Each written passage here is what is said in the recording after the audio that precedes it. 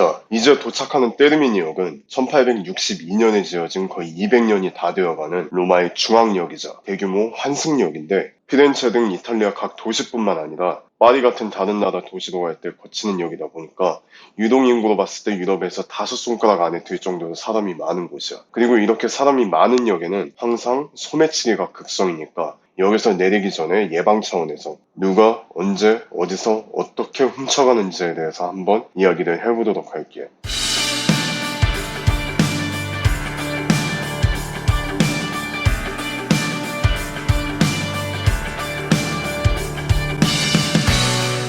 나라 없는 민족이 받는 핍박이랑 차별은 어마어마할 거야. 트로이를 잃은 아이네스랑 피난민들도 그래서 새 땅을 찾아 나선 거일 테고 오늘날에도 아직 나라가 없는 민족들이 많은데 그중 서아시아부터 동유럽에 걸쳐서 유랑을 하는 롬족이라고 있어. 이 유랑 민족이 동유럽의 보헤미아 출신이 많아서 보헤미안이라고 부르기도 하는데 그래서 보헤미안이 한 곳에 얽매이지 않는 자유로운 영혼을 뜻하기도 해. 그리고 보편적으로는 이 롬족 혹은 유럽의 보헤미안들을 우리는 흔하게 집시라고 불러. 이들은 유대인들처럼 몇천 년 동안 나라 없이 살아온 민족이지만 부유하고 사회적 입지가 확고한 지금의 유대인들과는 다르게 사회적 그리고 경제적으로 안정이 되지 못해서 노래나 춤, 타로점으로 생계를 이어나가기도 하고 관광객이 많은 유럽, 특히 프랑스, 스페인, 이탈리아 등을 돌아다니면서 돈을 구걸하거나 소매치기를 하는 경우가 많아. 사실 특정 민족의 차림새를 소매치기 관상이라고 하면서 폄하하고 싶지는 않지만 하지만 여행객 입장에서의 예방 차원으로 이들의 차림새를 간략하게 설명을 하자면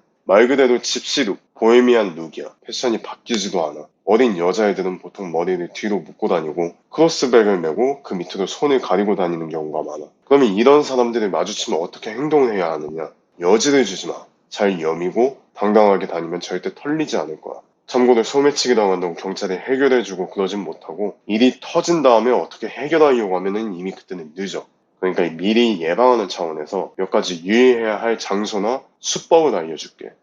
자, 첫 번째 장소와 수법. 지하철처럼 사람이 많은 공간, 사람이 우르르 몰려들어오고 정신없는 공간이면은 반드시 소매치기가 있다고 보면 돼. 특히 지하철 문 앞에 서 있으면은 문이 닫히기 직전에 밖에서 손이 들어와서 폰을 빼가는 경우도 많아. 이렇게 있다가 그냥 이렇게 빼가. 답이 없어. 심지어 나 같은 경우에는 이런 경우도 봤어. 로마에서 바티칸 갈 때 테르미니역에서 지하철을 타고 가야 했었는데 그때 지하철을 타면서 옆에 여성분이 지갑을 목걸이에 메어가지고 옷 속으로 넣으시더라고. 소매치기 안 당하려고. 그리고 바티칸역에 도착을 해가지고 내리는데 뒤에서 누가 하길래 보니까 그 여자분 티셔츠 밑으로 지갑 없이 목걸이만 스르륵 하고 이렇게 떨어지고 있었어. 도대체 어떻게 지갑만 쏙 가져갔을까 아직도 의문이야. 내가 과장하는 것 같지? 이태리 가서 한번 봐봐. 그냥 이렇게 자기 주머니에서 지갑 꺼내듯이 자세히 보면 앞사람 주머니야. 아니면은 친구 가방에서 열쇠 꺼내주듯이 쏙. 봤어? 이건 뭐 너무 자연스러워가지고 할 말이 없네. 자, 두 번째 장수와 수법. 그러면 밝은 공간이면 소매치기를 안 당하냐? 그런 것도 아니야. 이 친구들이 걸음마 떼고 바로 시작하는 게 소매치기라 애들도 연차수로 보면 10년이 넘어가는 수많은 도전과 실패로 다져진 이쪽 분야의 전문가, 무형문화재 장인이라고 보면 돼. 특히 유명한 장소를 가면 이렇게 어린이들 서너 명이 종이판을 들고 다가오는 경우가 있어. 일단 나한테 다가오면은 내 자신을 다시 돌아볼 필요가 있는 거야. 그만큼 내가 부주의하게, 어리버리하게 보였다는 거거든. 아무튼 얘네가 다가와서는 인권단체를 사칭하면서 거리 서명을 받는데 그 종이판에 또 호구마냥 사인하면은 기부금을 내라고 해. 기부금을 내도 바보고 애초에 사인을 하는 것도 바보야. 사인할 때 서너 명한테 둘러싸여 있는 내 모습을 발견하게 될 거야. 그리고 크로스백이나 종이판 같은 물건으로 이목을 끌거나 시야를 가린 다음에 그 밑으로 손을 넣어서 털어가. 이 수법 유럽에서 자주 쓰이는 수법이니까 항상 조심하도록 하고. 갑자기 다가와서 꽃을 준다든지 혹은 자기가 만든 팔찌라면서 손목에 팔찌를 채워주는 애들이 있어. 그리고는 꽃값이나 팔찌값 내놓으라고 해. 누가 꽃을 준다고 꽃을 받지 말고 팔찌 채워준다고 팔을 내어주지 않도록 해. 자, 이거 봐봐. 대충 이렇게 여기 저기 뭐 묻었다 주의 산만하게 하지. 이런 걸 휘둘리면 안 돼. 그러면 이렇게 싹 봤어? 만만하게 보이는 여지와 부주의가 소매치기를 부른다고 보는데 그럼 부주의란 무엇이냐? 뭐 먹을 때 폰을 무심코 테이블 위에 올려놓는다든지 계산할 때나 사진 찍을 때 물건을 바닥에 놓는다든지 가방에 지퍼 같은 걸 깜빡하고 열어둔다든지 이런 행동들을 부주의라고 보면 돼. 폰을 테이블에 올려놓는 순간 그 위로 신문지가 올라오고 신문이 언제 여기 있었지 하고 신문을 치우면은 폰은 없어져 있는 마술을 보게 될 거야. 유명한 작품을 사진으로 담으려고 폰 혹은 카메라를 꺼낼 때, 혹은 뭐 사려고 신나서 돈을 뽑거나 지갑 꺼내서 계산할 때 들고 있던 짐을 잠시 옆에 내려두면은 그거 자연스럽게 들고 가. 그냥 이렇게 그냥 가져가는 거야. 그냥 가져가. 그리고 이렇게 지갑이나 가방에 지퍼가 열려 있다. 이건 대놓고 뭐 가져가세요라고 보면은 돼. 봤어? 그냥 열려 있어서 손 넣고 그냥 가져간 거야.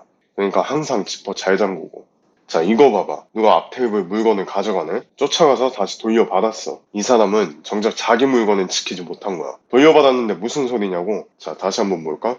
자, 여기서 자기 물건을 두고 일어나면 안 되지. 이거 어떻게 되겠어? 싹 유유히 들고 빠져나가는 거야.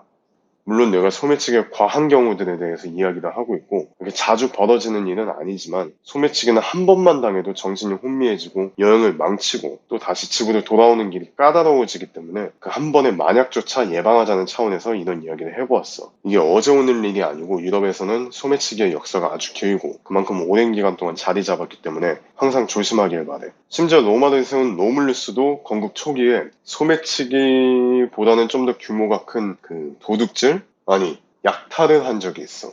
과연 로물루스는 도대체 뭘 어떻게 훔쳐왔을까? 저번 10분 여행에서 아에네아스의 후손 로물루스가 팔라티노 언덕에 로마를 세우는 이야기까지 해보았는데, 로마 건국 초기에 턱없이 부족한 인구수를 보충하기 위해서 로물루스는 북쪽의 투스카니와 남쪽의 나폴리 사람들을 받아들이기 시작해. 신부모 없이 자란 로물루스는 물론 파우스툴루스라는 양부모가 있었지만 어떻게 보면 고아 혹은 입양하다 보니까 돌아갈 곳 없는 사람들한테 치근함을 가지고 있어가지고 집이 없는 난민들, 도망 나온 노예들, 그리고 폐잔병들을 로마로 받아들이고 환영했었어. 이렇게 로마로 유입된 사람들은 아무래도 대부분 남자들이었기 때문에 농사 일손이 많아져가지고 식량은 넘쳐나게 됐지만 여성 인구가 부족해서 미혼남의 수가 늘어나게 되었어. 이 남녀 비율 문제를 해결하기 위해서 로물루스는 이웃나라 여자들을 훔쳐올 생각을 해. 특히 산에 사는 사비니족은 아무래도 산에는 논밭이 부족하니까 식량이 부족했었기 때문에 항상 배가 고팠던 부족이야.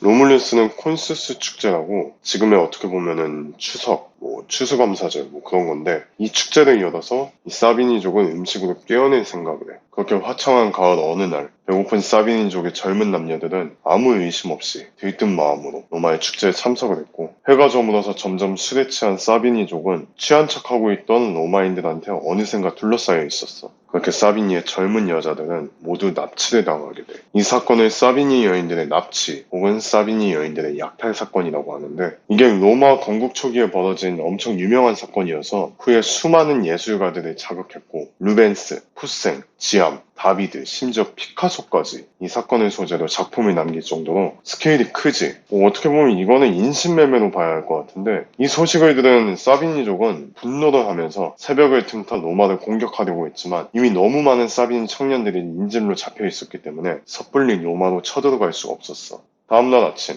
로물루스는 사비니 족장 타티우스에게 어젯밤 납치당한 사비니 여인들을 3년 동안 로마에 양보를 하면은 인질로 잡혀있는 사비니 남자 중 사비니 족장의 아들들만 빼고 전부 풀어주겠다고 해. 뭐 이렇게 하면 방법이 없지. 요구를 들어주는 수밖에. 그렇게 남겨진 사비니 처녀들은 강제로 로마의 청년들과 맺어지게 되고, 그중 사비니 족장인 타티우스의 딸 헤르실리아는 라비니아를 이어서 로물루스의 두 번째 아내가 돼. 로물루스는 이렇게 족장들의 딸들과 결혼을 하면서 이웃 부족들을 통솔하기 시작하는데, 그렇게 3년이 지나 타티우스는 풀려난 아들들이 사비니로 돌아오자마자 그 치욕을 갚기 위해서 곧바로 로마로 쳐들어가. 로마인들도 무기를 챙겨 들고 나와가지고 치열한 전투가 벌어지게 되는데, 갑자기 수백 명의 여인들이 아기들을 안고 뛰어나와가지고 싸우는 병사들 사이를 가로막기 시작해. 자세히 보니까 그녀들은 아버지와 오빠 그리고 남편이자 아이의 아빠가 서로 싸우는 광경을 보고 끼어들어서 싸움을 멈추라면서 울부짖는 3년 전 고향을 떠나 이제는 로마인의 아내들이 된 사비니 여인들이었어.